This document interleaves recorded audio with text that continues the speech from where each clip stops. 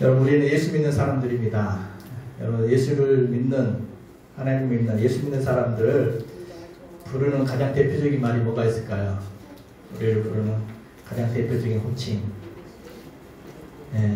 가장 많이 부르는 건 성도죠.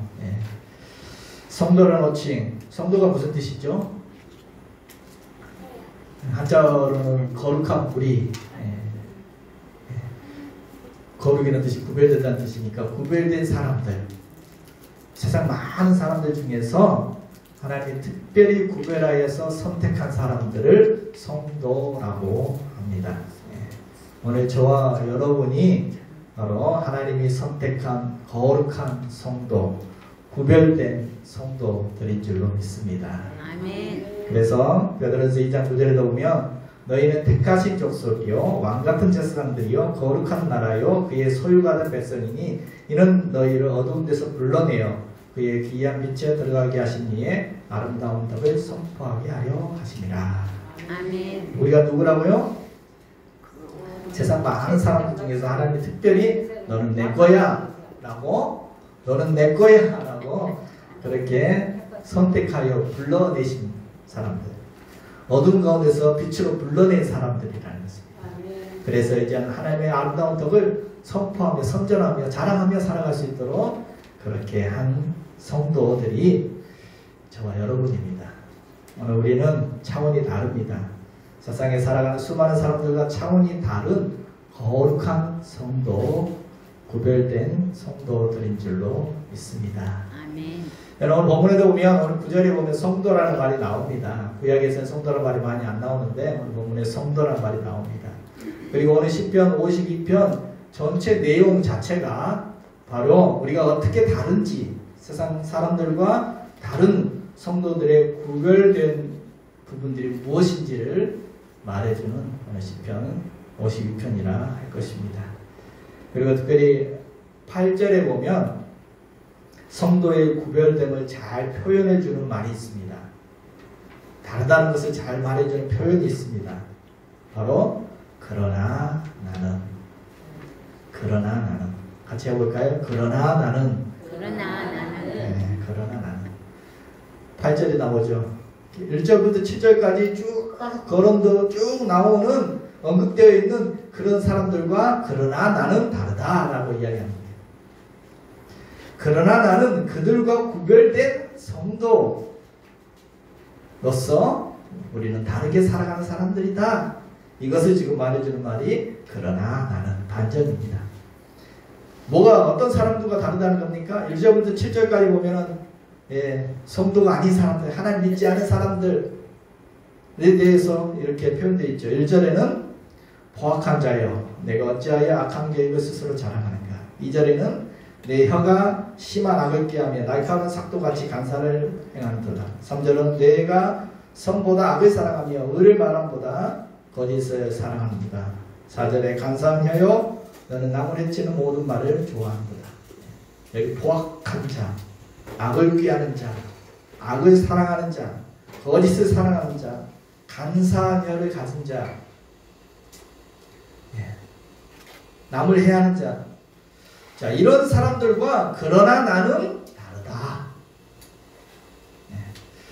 그들의 머리는 악을 꾀하고 그들의 마음 가슴은 선보다 악을 더 사랑하고 그들의 입술은 날카로운 삭도 같아서 상처주는 말을 하고 간사한 말을 하고 거짓된 말을 하고 남을 해치는 말을 하지만 그러나 나는 그들과 다르다. 그러나 나는 그런 사람들과 구별된 사람이다 라고 지금 이야기해주고 있다는 거죠. 뭐가 달라요? 뭐가 어떻게 구별된다는 겁니까? 여러분, 성도는 세상 사람들과 하나님 믿지 않는 사람들과 뭐가 다르나요? 그래서 오늘 본문을 보면 뭐가 다르다고 이야기하고 있습니까? 먼저는 가장 중요한 차이 중에 하나가 성도는 하나님의 인자하심을 의지하며 사는 사람들이다. 7절과 8절을 보면 같이 한번 보겠습니다.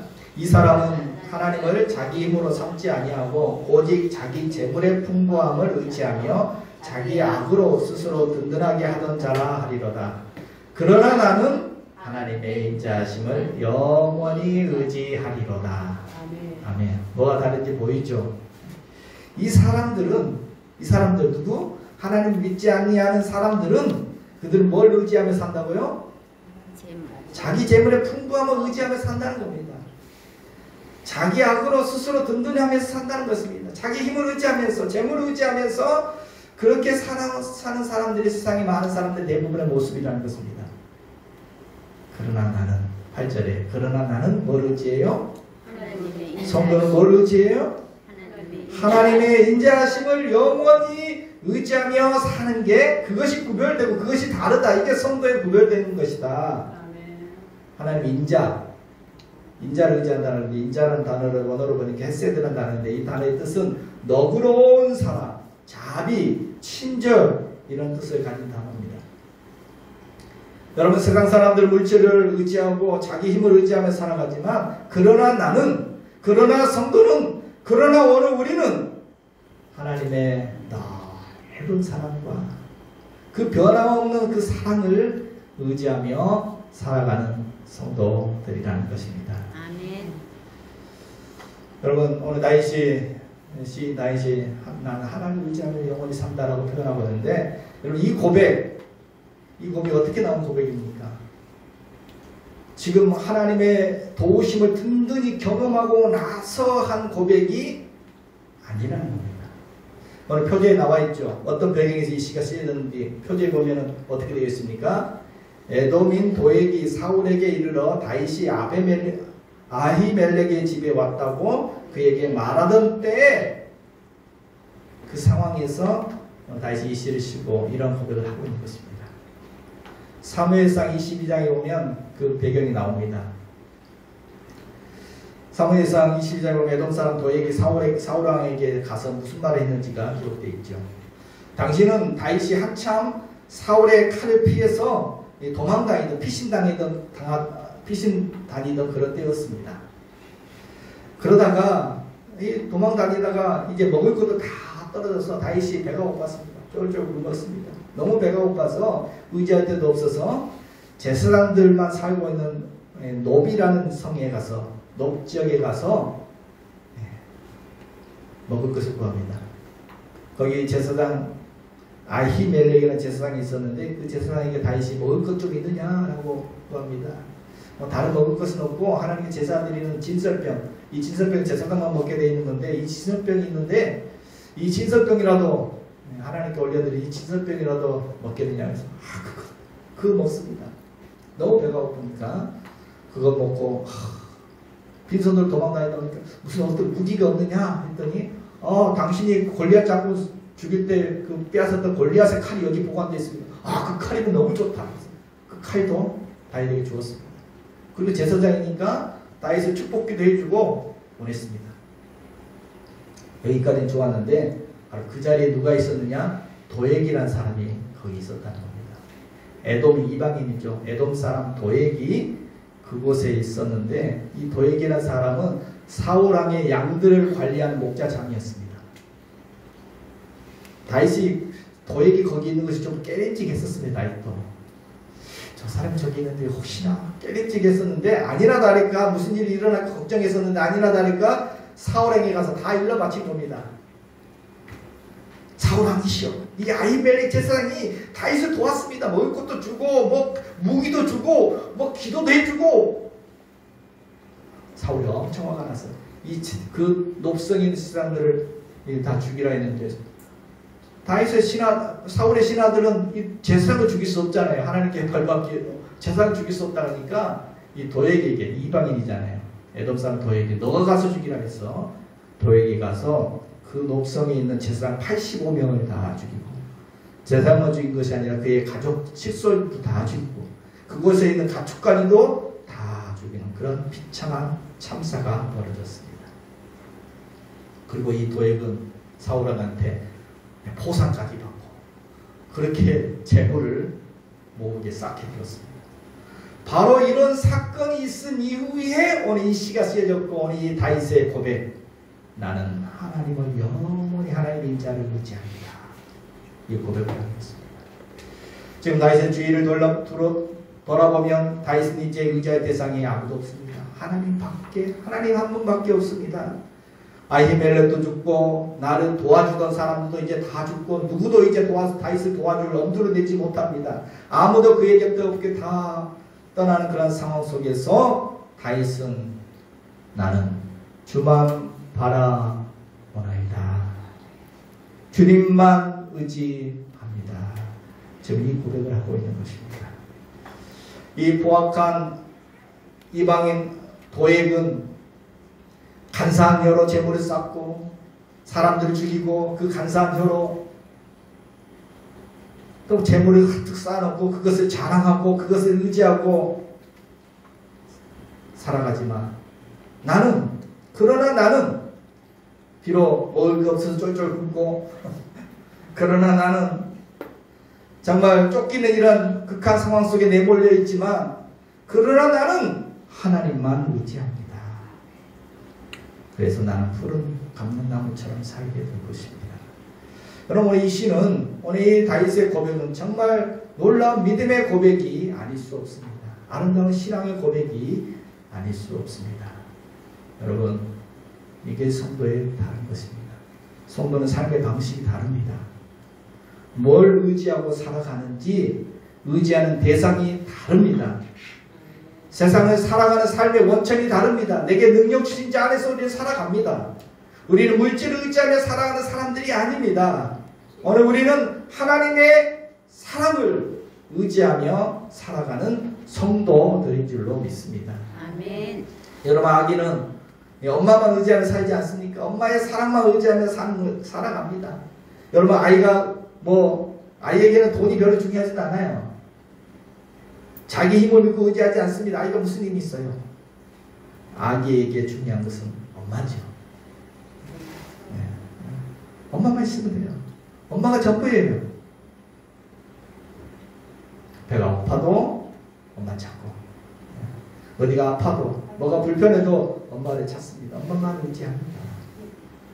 그러면 또 엄마는 그 아이를 내버려 두나요?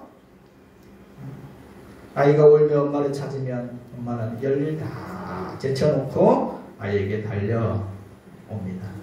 왜요? 사랑하니까. 사랑하는 내 아이니까. 사랑 때문에 돌봐주고 사랑 때문에 먹여주고 사랑 때문에 품어주고. 여러분 아이가 엄마의 사랑만 전적으로 의지하며 그 엄마의 따뜻한 품을 찾는 것처럼 성도된 우리는 하나님의 그 크신 사랑을 의지하며 하나님을 찾으며 살아가는 존재들인 줄로 믿습니다. 아멘. 물질 많은 시대에 사람들은 돈이 전부라고 말을 합니다. 우리가 믿고 의지하는 대상은 돈이 아닙니다.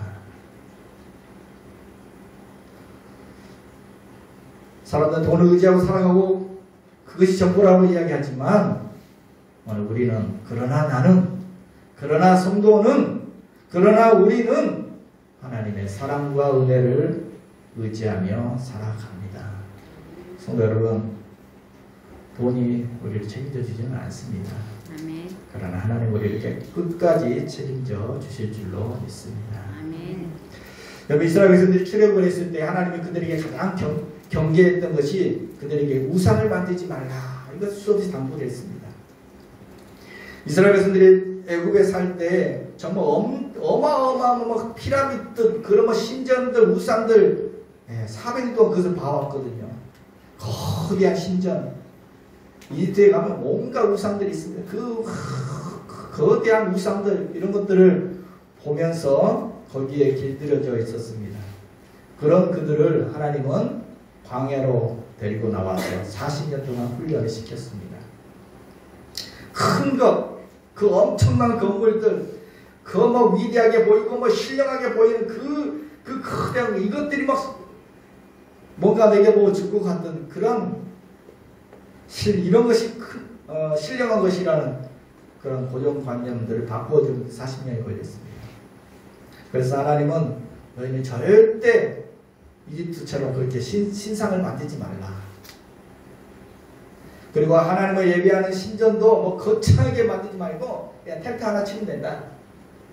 하나님 만나는 성막도 텐트 하나 치게 있습니다. 조그마한 텐트.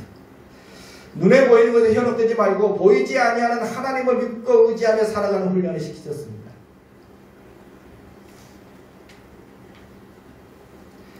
애굽에서 살면서 세상적 가치관에 물들어버린 그들, 거창한 것, 큰 것, 그런 것들에 스스로 속고 있는 그들을 하나님은 이제는 보이지 아니하는 하나님을 믿고 의지하고 살아가는 방법을 가르쳐 주셨습니다. 첫 번째로 하나님 경험했던 것이 홍해바다 앞이었죠. 눈에 보이는 거 뭐였습니까?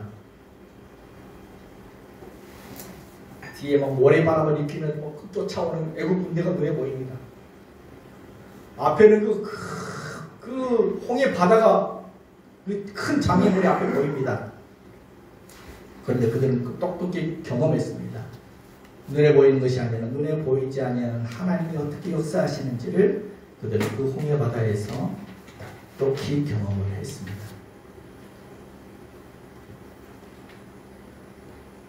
그러나 3개월이 채 지나지 않아서 그들은 다시 눈에 보이는 것을 찾습니다. 그래서 또 금송아지가 안 되죠. 시내산 3개월 지나서 시내산 도착했을 때 모세가 이제 십계명 받으려고 시내산에 올라갔습니다. 근데 모세가 안 내려와요. 살았는지 죽었는지. 모세가 시내산 내려오지 않자 아론에게 백성들이 재촉을 하죠. 모세도 죽었는지 모르겠고 좀 눈에 보이는 것 좀 만들어 달라. 하나님을 좀 눈에 보이게 좀 만들어 달라. 그래서 그들이 애굽에서 많이 보았던 금송아지 신상을 만들죠. 이게 금송아지 만들어 놓고 이게 우리를 애굽에서 인도해낸 하나님이시다. 여러분 이스라엘 백성들이 금송아지를 만든 이유가 뭐겠습니까? 왜 만들었어요? 왜 만들었어요? 불안했기 때문이죠. 불안하니까. 불안해서. 애굽에 살다가 광야로 나와보니까 꼭 광야는 아무것도 없어요. 집도 없어요. 논밭도 없어요. 먹을 것도 없고 어디로 가야 할지 길도 없고 제대로 된 물도 없어요.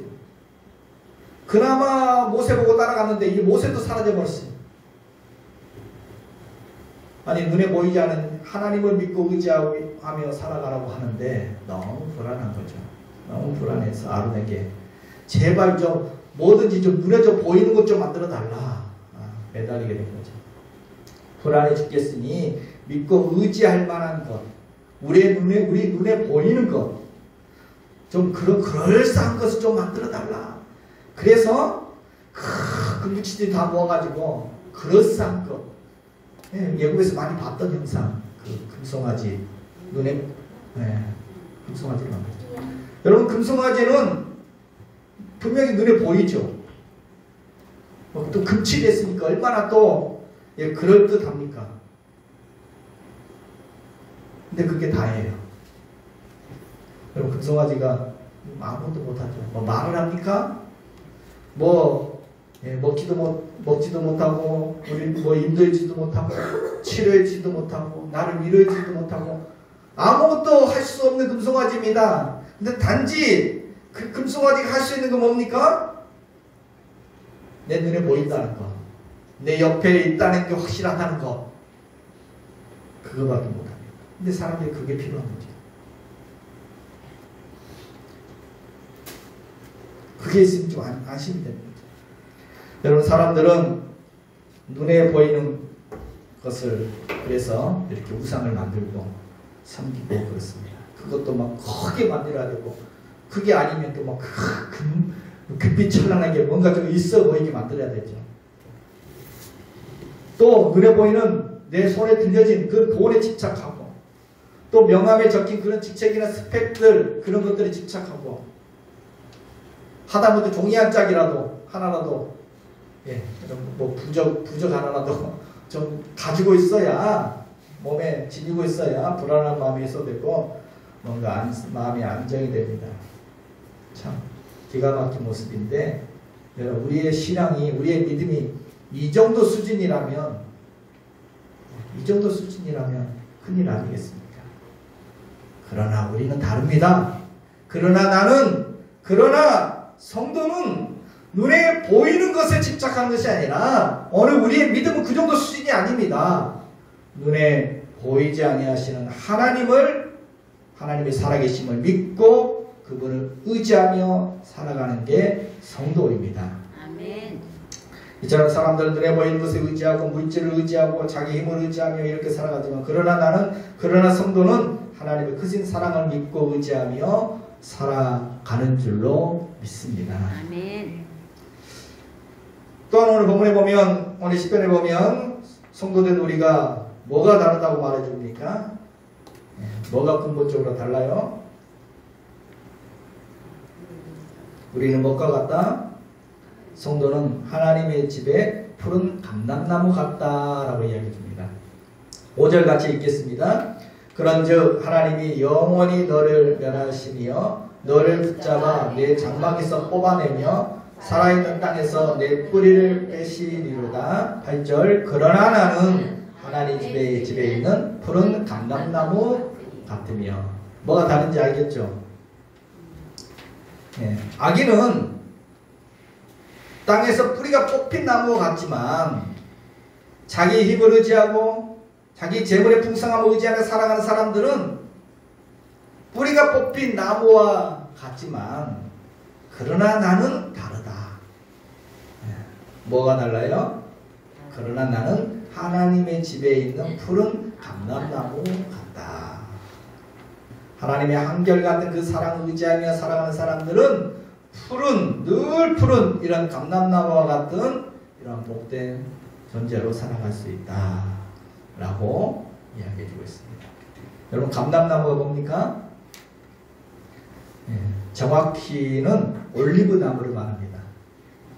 올리브나무가 동양에는 없어서 한자로 감람나무로 이렇게 번역을 했는데 좀 다르죠. 올리브나무, 여러분 올리브 기름 아니죠? 네. 식용유 대신 올리브 기름 많이 사용하죠? 네. 그 올리브나무입니다. 이스라엘 지역의 대표적인 나무입니다. 그리고 인류 역사상도 가장 최초로 대량으로 재배한 식물이 이 올리브나무라고 하죠.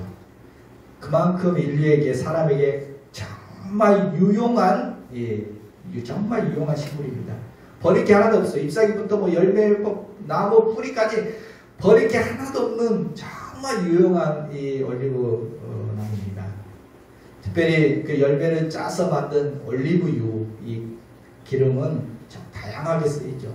성경에도 성소의 촛대를 밝히는 용어로도 사용했고 또 서민들은 그 기름으로 등불을 밝혔습니다. 또 제사장과 왕과 선지자를 기름 부을 때 이 올리브유를 기름으로 관유로 사용됐습니다. 예수 그리스도는 기름 부음 받은 자, 예수 그리스도도 바로 이 올리브 기름 부음 받은 자라는 그런 뜻입니다. 상처를 치료하는 치료용으로도 사용되었고 또 머리에 바르고 또 비누를 만들고 화장품을 만드는 미용으로도 사용되었습니다. 또 그 올리브 열매는 음식으로 쓰였습니다. 지중해 연안에서 올리브 열매는 거의 주식과도 같았습니다. 또 그 나무는 올리브 나무의 그 두꺼운 기둥들은 가구나 장식품을 만드는 데도 쓰였습니다. 하나님의 법궤 위에 그 뚜껑 위에 그 천사 두 개가 이렇게 조각되어 있는데 하나님 언약궤 그 법궤에도 그 천사 형상도 올리브 나무를 깎아서 만든 것입니다. 그뿐만이 아닙니다. 이 올리브 나무는 얼마나 수명이 긴지 수백 년 심지어 수천 년도 살고 예수님께서 게세마네 감람산에서 기도할 때 옆에 있었던 그 나무가 지금까지 있다 뭐 그런 말도 합니다. 뭐 저 성지순례 가보니까 이 나무가 예수님이 기도할 때 옆에서 지켜봤던 증인입니다. 뭐 이런 말 합니다. 그렇게 수명이 길다는 거죠. 생존력도 번식력이 얼마나 강한지 척박한 땅에도 물이 없는 그런 자갈밭이나 바위 틈에서도 자랍니다. 이스라엘 지역 얼마나 척박합니까? 그 땅에서 잘 자라고 또 풍성히 열매는 나무가 이 올리브 나무입니다. 사철나무과에 속하기 때문에 사시사철 푸르고 생명력이 넘치고 항상 그 향기로운 기름을 만들어내는 그런 축복된 나무가 이 올리브 나무입니다. 바로 성도가 이런 올리브 나무와 한다는 것입니다. 척박한 환경 속에서도 시들지 않고 척박한 환경 속에서도 늘 푸른 이 올리브나무처럼 풍성히 잎이 푸르고 울창하고 건강하고 풍성한 열매를 맺는 그런 올리브나무, 감람나무와 같은 것이 성도라는 것입니다. 왜요? 이 척박한 땅에 심겨져도 그런데 오늘 본문에 보니까 어디에 심겨져 있어요? 하나님의 집에 심겨진 푸른 감람나무 같은 게 성도라는 것입니다.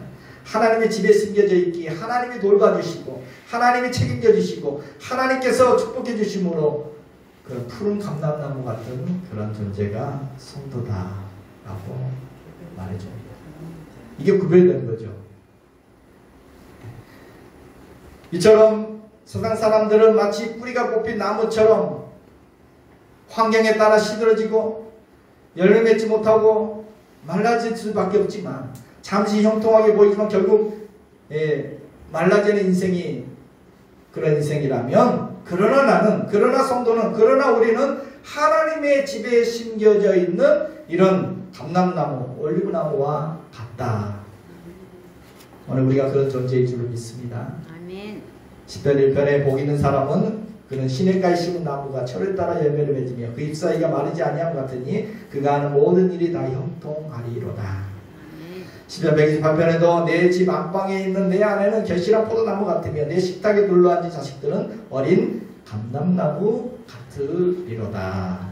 아멘. 그렇습니다. 우리는 시냇가에 심은 나무처럼 하나님께 심겨진 나무처럼 척박한 환경 가운데도 자라나 열매 맺는 그런 감람나무처럼 어려움도 이겨내고 풍성한 열매를 맺을 수 있는 그런 축복된 존재가 오늘 성도들인 줄로 믿습니다. 아멘. 자녀가 아버지 집에서 부모의 사랑과 은혜를 누리며 살듯이 성도는 하나님의 집에서 푸른 감람나무처럼 하나님의 사랑과 은혜를 누리며 살아가는 축복된 존재들인 줄로 믿습니다. 아멘. 자, 세 번째로 뭐가 다릅니까? 나는 세상 사람들과 뭐가 달라요? 성도는 어떻게 구별돼요? 9절 같이 한번 읽겠습니다. 주께서 이를 행하셨으므로 내가 영원히 주께 감사하고 주의 이름이 선하심으로 주의 성도 앞에서 내가 주의 이름을 사모하리라. 아멘. 주께서 이를 행하셨으니 감사한다. 하나님이 나를 위하여 행하신 일들에 대해서 감사한다는 것입니다.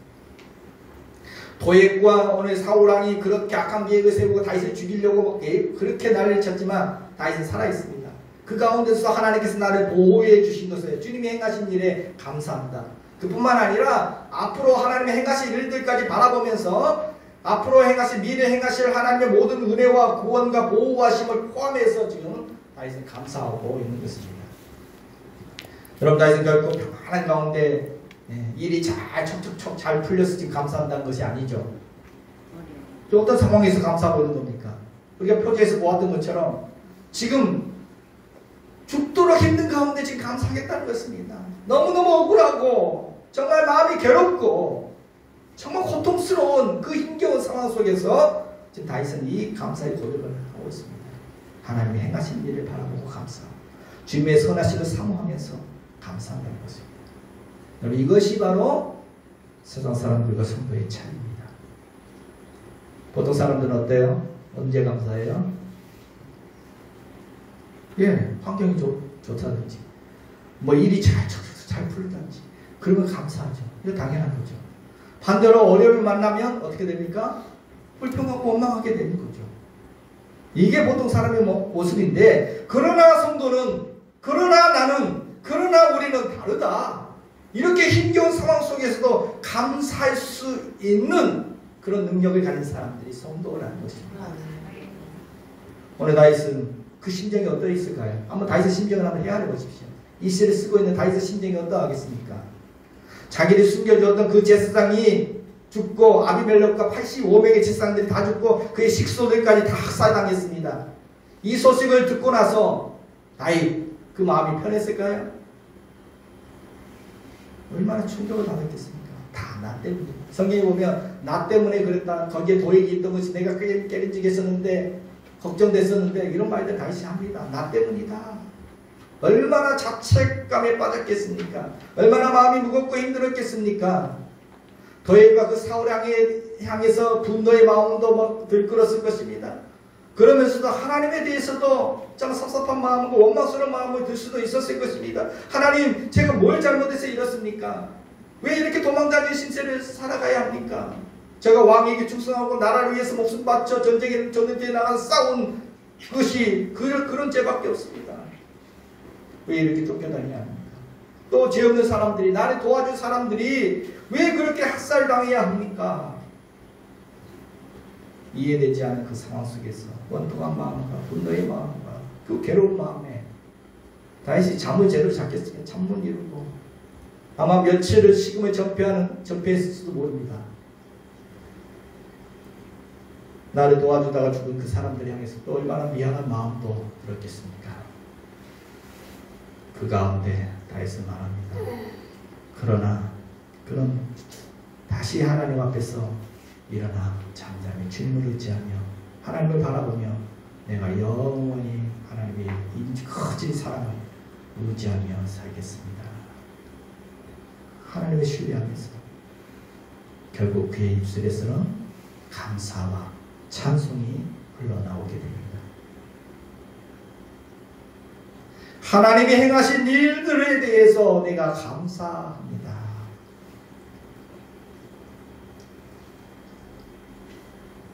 하나님은 반드시 이 그 포악한 사람들을 뿌리를 뽑으실 것입니다. 하나님 반드시 그들을 심판하실 줄로 믿습니다. 그리고 정말 하나님 의지하는 성도들은 푸른 감람나무 같게 하실 것입니다. 하나님의 그 선하심을 내가 바라보면서 감사합니다. 비통한 감정과 억누르고 슬픔을 가눌 수 없는 그런 상황 속에서도, 그런 통곡할 만한 그 상황 속에서도, 그러나 나는 내 입술을 열어 원망하는 것이 아니라 하나님께 감사하며 영원히 하나님을 의지하겠습니다라고 선언하고 있습니다. 말이 다릅니다. 포악한 도액의 입에서는 뭐가 나왔습니까? 오늘 본문에 보니까 도액의 입에서는 남을 죽이는 말이 나오고, 날카로운 삭도와 같아서 간사한 말이 나오고, 거짓말이 나오고, 악한 말이 나오고, 남을 해치는 말들이 나왔지만, 오늘 다윗의 입에서는 감사의 말이, 믿음의 고백이, 생명 언어가 흘러나오고 있습니다. 1절 한번 보겠습니다. 1절 시작부터 이렇게 말하고 있죠. 포악한 자여, 내가 어찌하여 악한 계획을 스스로 자랑하는가? 하나님의 인자하심은 항상 있도다. 이게 성도의 믿음입니다. 지금 다윗의 눈앞에 보이는 것은 눈앞의 현실은 어떻습니까? 포악한 자의 계획이 성공한 것처럼 보입니다. 그래서 막 자랑하고 있습니다. 그런 현실이 눈에 보이지만 나는 믿는다. 그런 현실 속에서도 눈에 보이지 않는 하나님의 인자는 지금도 항상 있다는 것. 지금 내 상황이 어떤 상황이 있다 할지라도, 어떤 어려운 환경 속에 있다 할지라도, 포악한 자가 자기가 승리했다고 막 자랑하고 떠들고 있는 그런 상황 속에 있다 할지라도 나는 믿는다. 이 상황 속에서도 하나님의 인자하심은 항상 이곳에 있다는 것을 나는 믿는다. 여러분, 살다 보면 좋은 일만 있는 건 아니죠. 평안한 환경만 펼쳐지는 것 결코 아닙니다. 때로는 이 날씨처럼, 변화무쌍한 이 날씨처럼 때로는 비바람이 몰아칠 때도 있습니다. 정말 눈물겨우 눈물 흘려야 할 때도 있습니다. 힘겨움에 지칠 때도 있습니다. 막 분노가 치밀어 오를 때도 있습니다. 이럴 때 감사한다. 쉬운 게 아니죠. 그래서 아무나 할 수 있는 게 아닙니다. 이것은 그러나 성도는 할 수 있습니다. 이것이 성도의 능력입니다. 우리가 빌립보서 봤죠. 바울의 고백이 바로 그런 고백입니다. 나는 어떤 상황에서 자족하며 감사할 수 있는 일체의 비결을 배웠다. 내게 능력 주신 인자 안에서 내가 모든 것을 할 수 있다. 우리 능력을 하는 게 아닙니다. 하나님이 내게 능력 주신 그 능력으로 우리는 그 속에서도 감사하며 살아갈 수 있다는 것입니다. 이것이 성도의 다른 것입니다. 에베소 5장 4절에 같이 읽겠습니다. 누추함과 어리석은 말이나 희롱의 말이 마땅치 아니하니 오히려 감사하는 말을 하라. 오히려 감사하는 것은 감사하기 힘든 상황 속에서 오히려 감사하는 말을 하는 것입니다. 감사하기 힘든 사람 대상을 향해서 오히려 감사할 수 있는 것입니다. 왜요? 힘들수록 감사. 왜요? 감사가 바로 그 상황을 풀어드는 열쇠가 될 것입니다. 감사할 때 그 어려움을 이겨낼 힘이 생길 것입니다. 감사가 바로 행복의 문이고 축복의 열매가 미래를 열어가는 축복의 문이 될 줄로 믿습니다. 아멘. 여러분 몸이 약할 때 힘들 때 그때 보약을 먹죠. 영양제도 먹고 우리에게 보약과 영양제가 있는데 그게 감사합니다. 좋을 때도 해야 되겠지만 힘들고 어려울 때 경제가 잘 안 풀릴 때 힘들고 어려울 때 그때 필요한 게 감사합니다. 운동선수가 경기가 잘 안 풀리고 힘들 때 그때 더 막 화이팅 하잖아요. 그때 막 더 막 모여서 화이팅하고 화이팅합니다. 우리는 힘들고 어려울수록 그때일수록 오히려 더 감사해야 할 줄로 믿습니다. 아멘.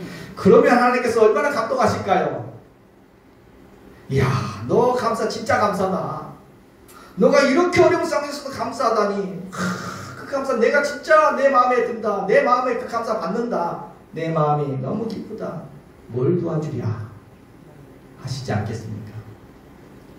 여러분 일반 사람도 막 나의 앞에서 막 짜증내고 짜증내는 그런 인간들 보면 도와주고 싶어요? 도와주고 싶은 마음이 싹 사라지죠. 그런데 감사하다고 고맙다고 하는 사람은 하나라도 더 도와주고 싶은 것이 사람의 마음일진데 하나님은 어떠하시겠습니까? 하나님께서도 감사하는 자에게 더 마음이 가시고 하나라도 더 도와주고 싶어 하실 것입니다. 감사가 넘치게 하시는 하나님이십니다. 그러면 우리에게 말씀하셨습니다. 아무것도 염려하지 말고 너희 구할 그 감상으로 하나님께 아뢰라. 그리하면 모든 지각에 뛰어난 하나님의 평강이 그리스도 예수 안에서 너희 마음과 생각을 지키시리라. 아멘. 염려되는 상황, 걱정되는 상황 속에서 오히려 돌이켜 감사의 기도를 드릴 때 하나님께서 그 마음에 하나님의 평강으로 우리의 마음을 지켜주시겠다 말씀하십니다. 정리하겠습니다.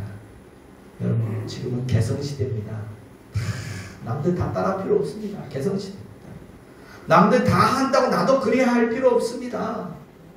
세상이 다 그렇다고 우리도 똑같이 따라해야 할 것 아닙니다. 우리는 성도의 개성이 있습니다. 우리는 성도만의 다른 점이 있습니다. 우리는 성도만의 구별됨이 있습니다. 8절 9절 다윗의 고백이 우리의 고백이 되길 소망합니다. 같이 한번 읽겠습니다. 그러나 나는 하나님의 집에 있는 푸른 감람나무 같으며 하나님의 인자하심을 영원히 의지하리로다. 주께서 이를 행하셨으므로 내가 영원히 주께 감사하고 주의 이름이 선하심으로 주의 성도 앞에서 내가 주의 이름을 사모하리이다. 이것이 다른 것입니다. 우리 다윗의 고백이 저와 여러분의 고백이 되어지므로 하나님의 집에 심겨진 푸른 감람나무처럼 하나님의 인자하심을 누리며 감사가 넘치는 삶을 살아가시기를 주님의 이름으로 축복해 드립니다. 아멘.